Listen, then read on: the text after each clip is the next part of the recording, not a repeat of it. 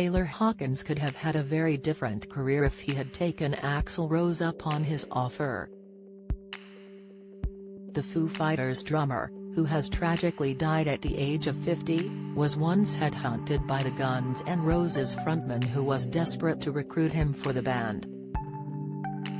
Axl reached out to Taylor while the Foos were in London promoting their 1999 album There Is Nothing Left to Lose, and the drummer got a phone call from his mum who said Guns N' Roses management had called asking for him.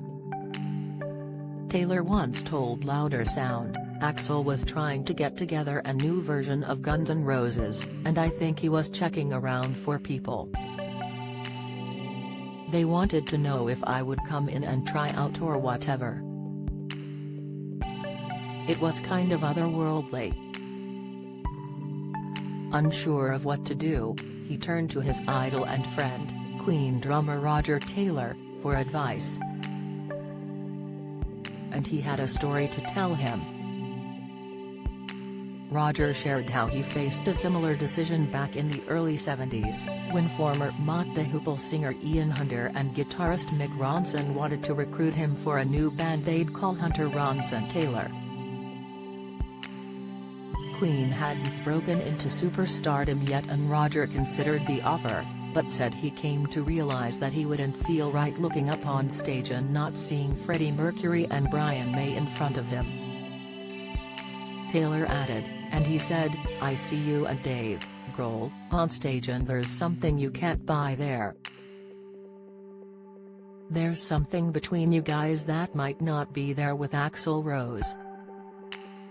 And he was right. Speaking about his friend, Taylor went on, "For all our trials and tribulations, Dave is like a brother. When we walk out on stage, every time we nod and look at each other and go, all right, here we go. We're getting in the ring together." Dave had recruited Taylor for the band after a fallout with drummer William Goldsmith saw him quit. At the time, Taylor was the drummer for Alanis Morissette, and although Dave wanted him for his own lineup, he didn't think Taylor would want to give up the gig.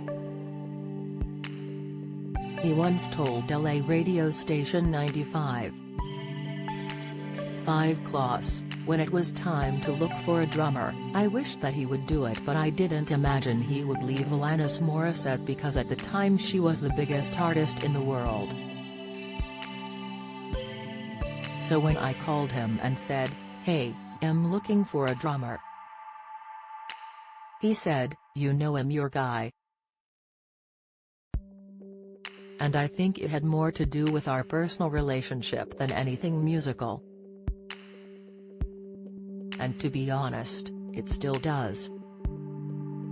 Our musical relationship, the foundation of that is our friendship, and that's why when we jump on stage and play, we're so connected because we're like best friends, and it's great." Describing the moment they met, Dave added, "Oh my God. The first time we met, we were at some radio show backstage, and he came up with a beer in his hand. He's like, 'Hey, man, what's up? I'm Taylor, I play with Alanis Morissette. Dude, I love your record, it's so cool.'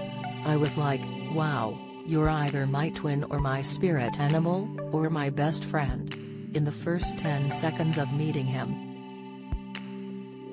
And, of course, I'd seen him play the drums, and I thought he was an amazing drummer.